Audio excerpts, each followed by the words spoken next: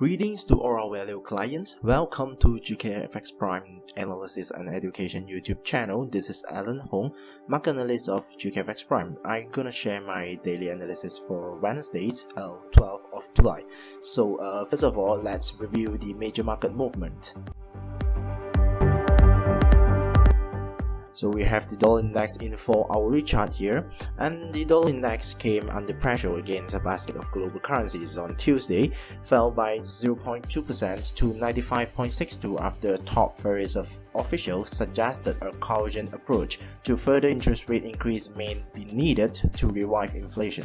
So the Federal Reserve Governor Leo Brainerd's comments dampened the investors' expectations for rate hike later this year and come a day ahead of testimony from Federal Reserve Chair Janet Yellen on the state of the US economy and the Federal Reserve monetary policy outlook.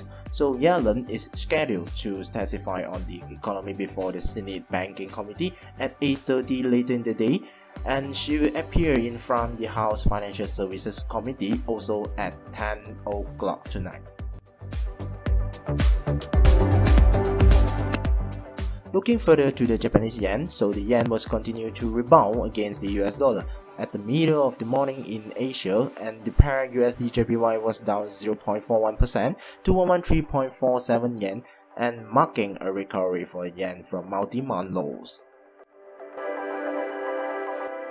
As for the Aussie, the stronger iron ore prices helped lift the Australian dollar against the US dollar 0.25% by middle of the morning to 0.7658. Having a tad in commodities markets, the gold price was turned positive on Tuesday and rose by $2.45 or 0.2% to $1,215.72 a troy ounce after Federal Reserve Governor Leo Brainerd sparked doubts about a rate hike later this year and warning that further rate increase could stifle inflation. While the oil price continued rebounding in Asia on Wednesday, with the US West Texas Intermediate crude oil price rose 0.73% to 45.77 cents a barrel on Wednesday. So the oil price was rose on Tuesday as well after reports that stockpiles in Oklahoma, United States, the delivery point for West Texas Intermediate crude oil, reportedly dropped 2.1 million barrels in the week to July 7, and news that OPEC may be considering capping production in member Nigeria and Libya. So the two countries have been exempt from a deal to cut 1.8 million barrels per day in productions. The rises on Wednesday mark the continuation of a rebound after a sharp sell-off last week. The sixth weekly loss in 7 weeks driven by concern over a market glut, and US government data showed total domestic crude production rose by 88,000 barrels a day to around 9.34 million barrels at the end of last week.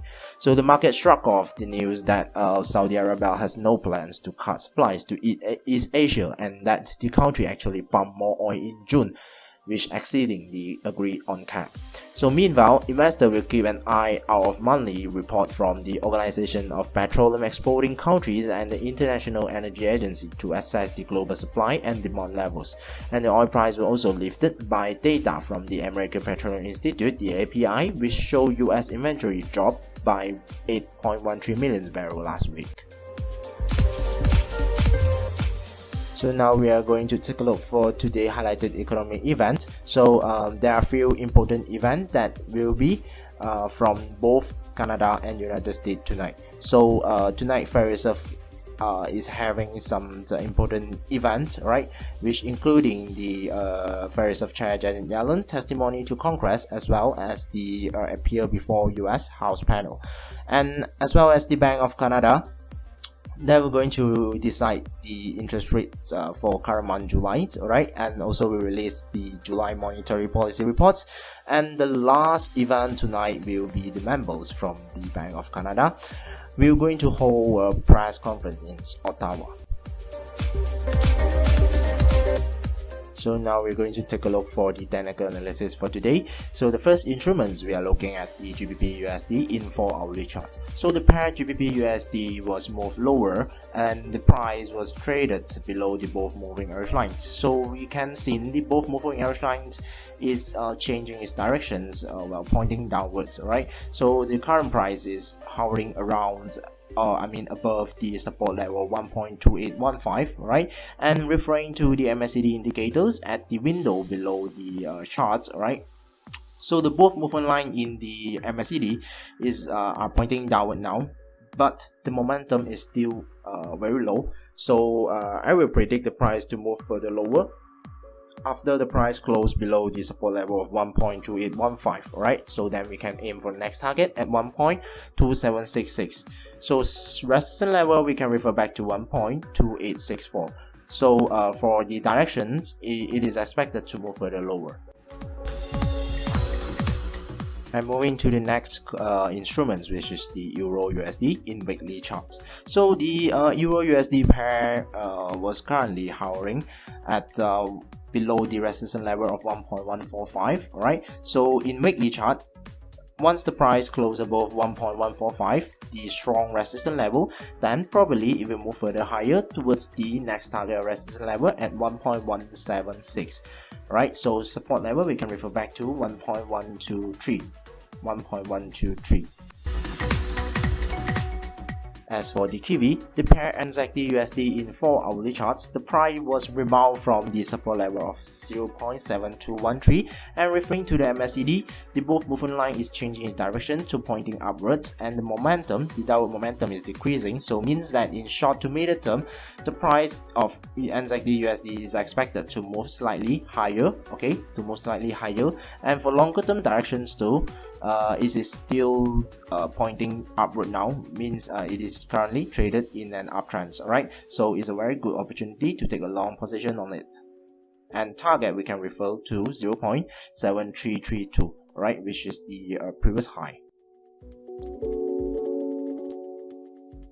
As for the Aussie, in 4-hourly charts, we can see the price was closed above the resistance level of 0.764, so it is suggested to move further higher towards the previous high at, or we can refer to the resistance level of 0.7728, right? So for support level, we refer back to 0.764. Referring to the MACD as well, is supporting for the upward momentum, which with the both movement line which pointing upward now, okay, and the momentum, the upward momentum is quite strong. As for the Japanese yen, the pair USD JPY in 4-hourly chart will retrace from the resistance level of 114.3, and currently the price was hovering above the support level of 113.1. So closing below 113.1, then it is suggested to move further lower. Otherwise, rebound from 113.1 means that it is expected to be traded in the range between the range of 114.3 and 113.1 for short terms, okay, until the price close out of the range, whether it's close above the resistance level of 114.3 or below the support level of 113.1, then only we can determine the further direction of it. Going to the commodities markets, the gold price in daily chart, we can see that it shows some rebound signal from the support level of 1212.6, and currently the price is hovering above the support level of 1212.6 as well. So in short term, it is expected to be traded between the range, right, between a tiny range, right, for short terms until the price whether to close below the support level of 1212.6. So closing below 1212.6 means that it is suggested to move further lower towards the next target or support level at 1192, and the trend direction for gold price now is still pointing downward. The last instruments today, the WTI crude oil price in 4-hourly chart, we can see it was rebound from the previous support level of 44.05, and currently the price was shoot up to the level near the resistance level of $46 a barrel, right? So closing above $46 a barrel means that it might probably to move further higher towards the next target, or we can refer to the previous high at 47.2, okay, 47.2.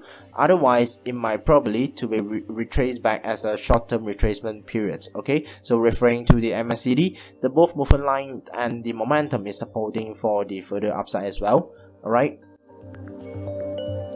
That's all for my analysis to date. Please don't forget to subscribe to our YouTube channel by clicking the GKFXPrime logo on the screens in order to follow our updated analysis and education video. Thank you for watching. GKFX, your global trading partner.